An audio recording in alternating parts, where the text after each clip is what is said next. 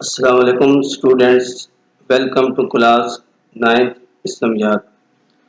ہم سورہ انفال کے رکوع نمبر 1 سے فرسٹ لیکچر کا آغاز کرتے ہیں۔ سورہ انفال مدنی صورت ہے۔ اس صورت کے 10 رکوع اور 75 آیات ہیں۔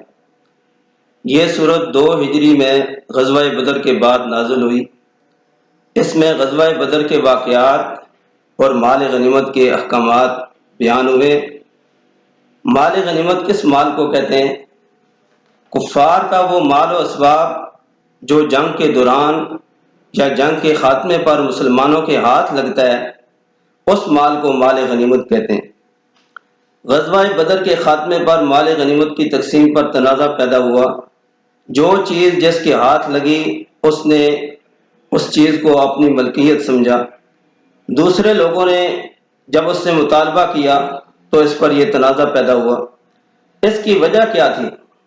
تنازع کیوں پیدا ہوا؟ اس کی وجہ یہ تھی کہ سابقہ امتوں میں زکوٰۃ، صدقات اور مال غنیمت حلال نہیں تھا۔ اس کو کھلے میدان میں رکھ دیا جاتا تھا اور آسمان کی طرف سے ایک آگ آتی اور اس مال کو جلا دیتی۔ قرآن مجید نے اس طرف اشارہ کیا ہے بِقُرْبَانٍ تَأْكُلُهُ النَّارُ۔ مال و اسباب کا جل جانا ہی قبولیت تصور کیا جاتا تھا۔ مال غنیمت کا حلال ہونا اس امت کی خصوصیات میں سے ہیں۔ آپ صلی اللہ علیہ وسلم کا ارشاد ہے فُضِّلْتُ عَلَى الْأَنْبِيَاءِ بِسِتٍّ، کہ اللہ تعالیٰ نے سابقہ انبیاء پر مجھے 6 باتوں پر فضیلت بخشی، یعنی 6 باتوں کی وجہ سے اللہ تعالیٰ نے مجھے تمام انبیاء پر فضیلت بخشی۔ اور میں سب سے پہلے اوتیت جوامع الکلم، کہ اللہ تعالیٰ نے مجھے جامع کلمات عطا کیے، یعنی یہ الفاظ مختصر ہوتے ہیں اور اس کے مفہوم جو ہیں وہ بہت زیادہ ہوتے ہیں۔ وَنُصِرْتُ بِالرُّعْبِ، روب و ہیبت کے ساتھ میری مدد کی گئی۔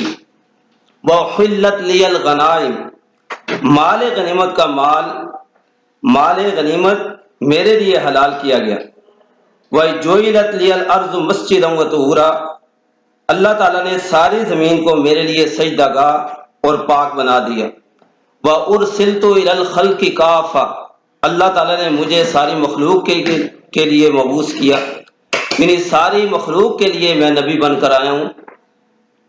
وَخُتِمَ بِي النَّبِيُّونَ، اور اللہ تعالیٰ نے مجھے تمام نبیوں کا خاتم بنایا، یعنی میری ذات پر سلسلہ نبوت جو ہے وہ اختتام پذیر ہوا، میں آخری نبی ہوں۔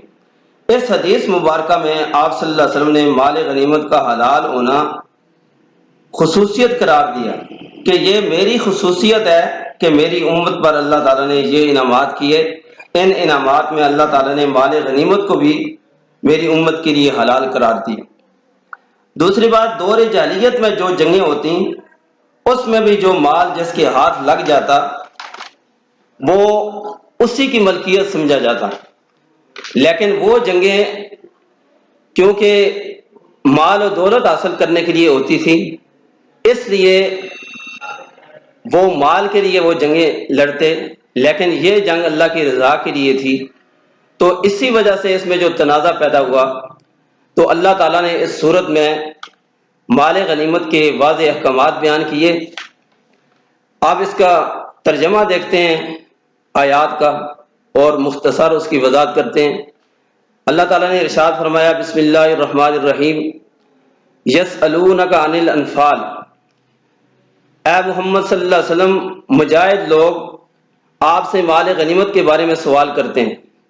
قل کہہ دیجئے الانفال للہ والرسول، مال غنیمت اللہ کے لیے ہے اور رسول کے لیے۔ فاتقوا اللہ، بس اللہ سے ڈرو، تقوی اختیار کرو۔ وَأَصْلِحُوا ذَاتَ بَيْنِكُمْ، اور آپس کے معاملات درست رکھو، آپس میں صلح رکھو۔ وَأَطِيعُوا اللَّهَ وَرَسُولَهُ إِن كُنتُم مُؤْمِنِينَ، اور اللہ کی اطاعت کرو اور اس کے رسول کی اطاعت کرو اگر تم مومن ہو۔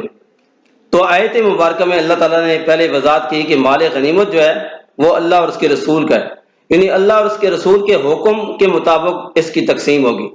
پھر اللہ تعالیٰ نے تقوی اختیار کرنے کا حکم دیا، اپنے معاملات درست رکھنے کا حکم دیا، اور اللہ تعالیٰ نے اپنی اطاعت اور آپ صلی اللہ علیہ وسلم کی اطاعت کرنے کا حکم دیا۔ آگے مزید مومنوں کی صفات اللہ تعالیٰ نے بیان کی اگلی آیت میں، انما المؤمنون الذین اذا ذکر اللہ وجلت قلوبہم، بے شک مومن وہ ہیں جب ان کے سامنے اللہ کا ذکر کیا جاتا ہے تو ان کے دل ڈر جاتے ہیں۔ وَإِذَا تُلِيَتْ عَلَيْهِمْ آيَاتُهُ زَادَتْهُمْ ایمانا، اور جب ان کے سامنے اس کی آیات تلاوت کی جاتی ہیں، یعنی اللہ تعالیٰ کی آیات، تو زادتہم ایمانا، ان کا ایمان بڑھ جاتا ہے۔ وَعَلَىٰ رَبِّهِمْ يَتَوَكَّلُونَ، اور وہ اپنے رب پہ بھروسہ کرتے ہیں، اپنے رب پہ توکل کرتے ہیں۔ اگلی آیت میں اللہ تعالیٰ نے ارشاد فرمایا الذین یقیمون الصلاۃ، وہ لوگ جو نماز قائم کرتے ہیں، یعنی سچے مومن وہ ہیں جو نماز باقاعدگی سے ادا کرتے ہیں، نماز کی پابندی کرتے ہیں۔ وَمِمَّا رَزَقْنَاهُمْ يُنْفِقُونَ، اور جو مال ہم نے ان کو دیا ہے اس سے خرچ کرتے ہیں۔ آگے اللہ تعالیٰ نے مومنوں کی تعریف کرتے ہوئے فرمایا اولئک هم المؤمنون حقا، یہی لوگ سچے مومن ہیں۔ لہم درجات عند ربہم، اللہ تعالیٰ کے ہاں ان کے بہت بڑے درجات ہیں۔ ومغفرۃ ورزق کریم، اور ان کے لیے بخشش ہے، یعنی معمولی خطائیں جو ان کی خطائیں ہیں اللہ تعالیٰ ان کو معاف کر دیں گے، بخش دیں گے، اور اللہ تعالیٰ ان کو عزت کی روزی عطا کریں گے۔ اگلی آیت میں اللہ تعالیٰ نے ارشاد فرمایا کما اخرجک ربک من بیتک بالحق، ان لوگوں کو اپنے گھروں سے اس طرح نکلنا چاہیے تھا جس طرح تمہارے پروردگار نے تم کو تدبیر کے ساتھ اپنے گھر سے نکالا۔ وَإِنَّ فَرِيقًا مِّنَ الْمُؤْمِنِينَ لَكَارِهُونَ، اور بے شک مومنوں کی ایک جماعت اس سے ناخوش تھی۔ اب لکارہون سے کیا مراد ہے؟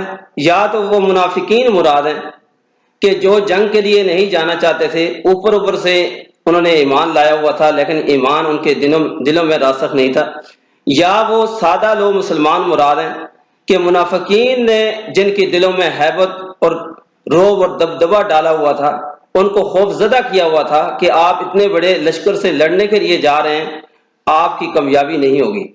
اگلی آیت میں اللہ تعالیٰ فرماتے ہیں یجادلونک فی الحق بعد ما تبین، کہ حق بات کے واضح ہو جانے کے بعد بھی وہ آپ سے جھگڑتے ہیں۔ کأنما یساقون الی الموت وهم ینظرون، جیسے ان کو موت کی طرف دھکیلا جا رہا ہو جسے وہ دیکھ رہے ہیں۔ یعنی وہ مسلمانوں کے دلوں میں خوف طاری کرتے تھے اور مسلمانوں کو خوف زدہ کرتے تھے کہ تمہارے چھوٹی سی جماعت ہے اور تمہارے پاس جو ہے جنگ کا سامان بھی نہیں ہے، اور وہ اتنا بڑا لشکر ہے اور ہر قسم کا سامان حرب ان کے پاس ہے، اتنے بڑے لشکر کے سامنے جانا مقابلے کے لیے اپنے آپ کو موت کے منہ میں دینے کے مترادف ہے۔ تو یہ خوف پیدا کرتے تھے مسلمانوں کے دلوں کے اندر۔